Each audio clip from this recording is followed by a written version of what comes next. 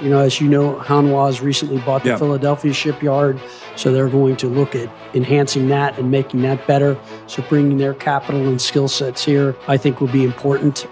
I think this is very, very critical thing you've pointed. 한국의 조선 3사가 세계의 조선 3사로 거듭나고 있습니다. 한때 중국 조가, 공세와 글로벌 경기 침체로 숨죽였던 한국 조선업이 이제 화려한 부활을 넘어 세계 시장을 이끄는 주역으로 떠올랐는데요. 하나오션이 미국 조선소를 인수하며 수십조 사업의 기틀을 마련하고 HD 현대중공업의 함정들과 독자 엔진은 세계 각지로 수출되고 있으며 삼성중공업은 한 척에 2조 원이 넘는 FLNG 선박에서 세계 시장 점유율 절반을 넘기는 기업을 토해내고 있습니다. 이 모든 성과는 단순히 외부의 도움이나 우연이 아니라 한국이 수십 년간 피땀으로 쌓아온 기술력과 전략이 만들어낸 결과인데요. 그리고 여기에는 한 가지 반전이 숨어 있는데 같이 빠르게 한번 살펴보겠습니다. Let's get it.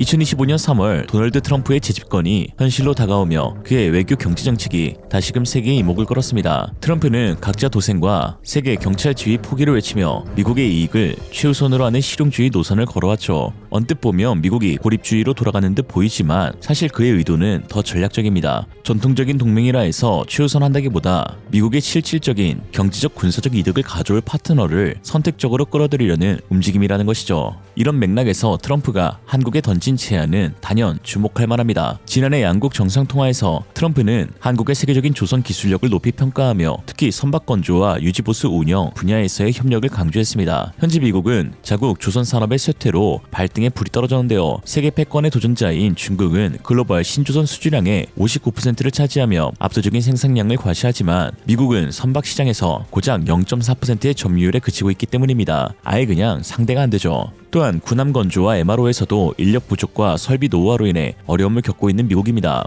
트럼프가 한국을 사업 파트너로 지목한 것은 이런 미국의 약점을 보완하려는 실리적인 선택으로 보입니다. 이 협력이 단순히 트럼프 덕분이라고 생각했다면 경기도 오산인데요. 한국 조선업의 힘은 외부의 손길이 아니라 오랜 시간 쌓아온 자체 역량에서 비롯되는 것으로 한국이 이미 준비한 기반 위에서 미국의 필요와 맞아떨어진 결과일 뿐입니다. 즉 한국은 수혜자가 아니라 주도적인 파트너로 선택된 셈이죠. 이 협력은 단순한 경제적 거래를 넘어 더 큰 그림을 그리고 있는데 미국은 중국 해군의 급성장에 맞서 해외 발주를 통해 해군력을 증강하려 하고 한국은 그 중심에 서 있습니다. 이런 상황 가운데 깜짝 놀랄만한 소식도 전해졌습니다. 2025년 2월 미 공화당 상원의원 마이클 리와 존 커티스가 해군 준비태세 보장법을 발의하며 나토 회원국이나 인도태평양 동맹국에서 미 해군 함정을 건조할 수 있는 법적 근거를 마련했기 때문입니다. 이 법안이 통과되면 한국이 핵심 플레이어로 부상할 가능성이 큰데요. 그 규모는 상상을 초월합니다. 미국은 해군 전력을 강화하기 위해 2054년까지 364척의 신규 함정을 건조해야 하며 이는 연평균 12척 약 300억 달러, 우리나라 돈으로 약 42조 원의 예산이 매년 투입되는 거대한 프로젝트입니다. 여기에 연간 60억 달러, 약 10조 원에 달하는 MRO 시장까지 더해지면 한국 조선업은 새로운 황금기를 맞을 준비가 된 셈입니다. 이미 한국 기업들은 발빠르게 움직이고 있는데요. HD 현대중공업과 하나오션은 2024년 7월 미 해군과 MSRA 함정 정비 협약을 체결하며 MRO 시장에 진입했죠. 하나오션은 올해 최대 6척, HD 현대중공업은 2~3척의 MRO 수주를 목표로 설정했습니다. 특히 하나그룹은 필라델피아 조선소 인수 이후 미국 내 생산 기반을 확보하며 트럼프의 해군 장관 지명자 존 펠런으로부터 한화의 자본과 기술 유입이 매우 중요하다라는 찬사를 받았습니다. 펠런은 2025년 2월 상원 청문회에서 한국과 하나를 콕 집어 언급하며 중국 해군의 급성장에 대응하려면 한국과의 협력이 필수라고 하여 화제가 되었죠. 2023, China added 30 ships to its fleet, 15 of which were large surface combatants. We added 2. I think that's going to define the tenure of your time as secretary. You know, as you know, Hanwha has recently bought the Philadelphia shipyard, so they're going to look at enhancing that and making that better.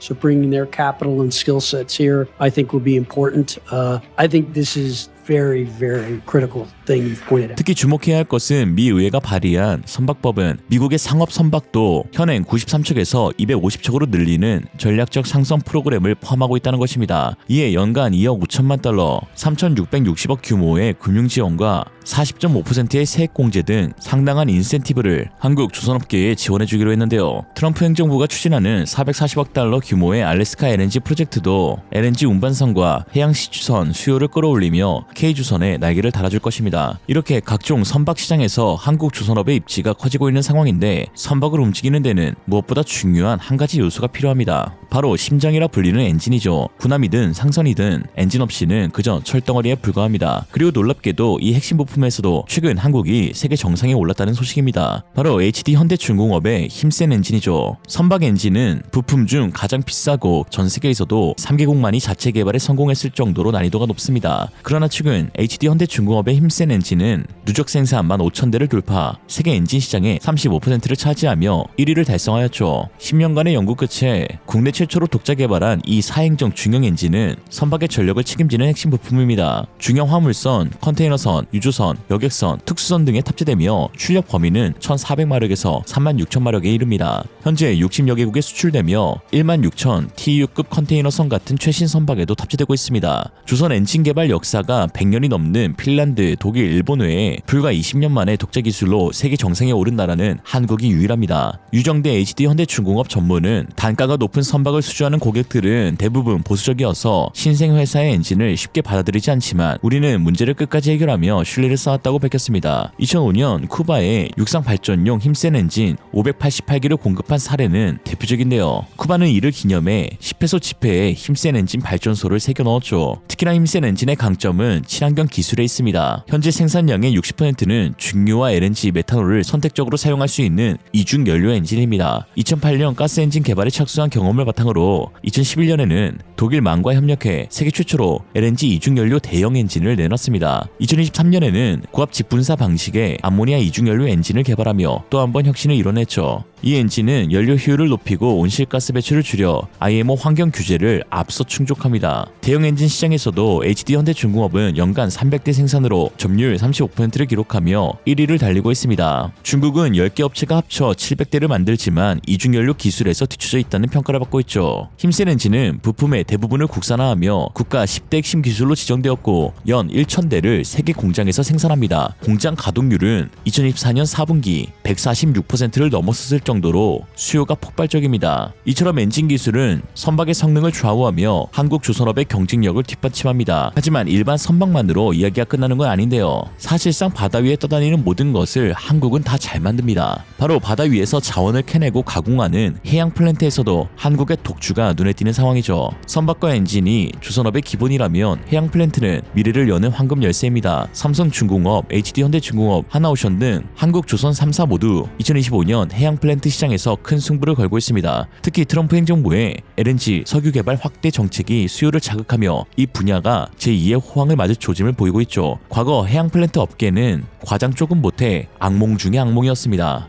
2010년대 저가 수주와 건조 경험 부족으로 대규모 적자를 떠안았던 한국이었죠. 비용 산정이 부정확해 손실이 쌓였고 조선업계의 골칫거리로 전락했습니다. 하지만 현재는 이야기가 완전히 달라졌는데요. 오랜 경험과 노하우 그리고 기술력을 기반으로 정확한 비용 산정이 이루어져 수익성 중심의 계약으로 전환하며 중국이 감히 넘보지 못하는 거부가 시장에서 그 입지를 다졌습니다. 한 기당 2조 원에 달하는 계약 규모는 실적에 큰 기여를 하고 있죠. 특히 삼성중공업은 올해 전 세계에서 발주된 FLNG 선박 9척 중 5척을 수주하며 세계 시장의 55%를 차지하였고 HD현대중공업은 FPU 건조로 매출을 끌어올리고 있습니다. 하나오션은 해외 전문가 영입과 인수합병으로 영향을 강화했죠. 또한 한국조선업은 이제 본격적으로 군함과 방산 시장으로도 확장하고 있습니다. HD현대중공업은 페루와 필리핀 프로젝트를 도맡고 있는데요. 페루에서는 호위함 1척, 원해 경비함 1척, 상륙함 2척 등 4척을 건조 중이며 필리핀에서는 호위함 2척, 초기함 2척, 원해 경비함 6척 등 총 10척을 건조 중이죠. 이미 인도된 일본함 미겔 말바르함은 해상 시운전에서 뛰어난 성능을 입증하였습니다. 물론 지난해 호주 호위함 사업에서 일본 독일 컨소시엄에 밀린 아픔도 있었지만 이를 계기로 HD현대중공업과 하나오션은 방산 분야에서 원팀 양해각서를 체결했습니다. 불필요한 경쟁과 이중 발주를 없애고 각기 분야에 집중할 수 있게 되었는데요. 수상함은 HD현대중공업, 잠수함은 하나오션이 주도하며 협력 체계를 강화했죠. 이는 K방산이 단일 기업을 넘어 이제 국가 단위로 뭉쳐 글로벌 시장을 공략하는 신호탄입니다. 중국 젖댔죠. 한국조선업은 트럼프의 협력 제안, 미국 군함시장, 힘센 엔진, 해양 플랜트, 특수 군함이라는 5가지 축으로 세계 무대에서 빛을 발하고 있습니다. 이 모든 것은 한국이 수십 년간 쌓아온 기술력과 전략의 결실이죠. 트럼프와의 협력이 기회가 되는 건 분명하지만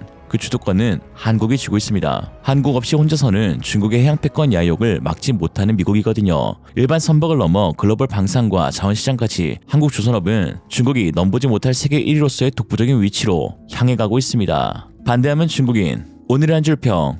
아무리 그래도 한국이 1위는 못할 거라고? 해보긴 해봤어? 안 될 거라고 해보긴 해봤어. 불가능하다 이봐 해봤냐고. 조선은 이름부터 조선에 강해. 조선은 망했지만 조선은 안 망해. 미국 받고 중국 넘어 한국 조선 세계 1위를 차지해. 안 될 거라고 해보긴 해봤어.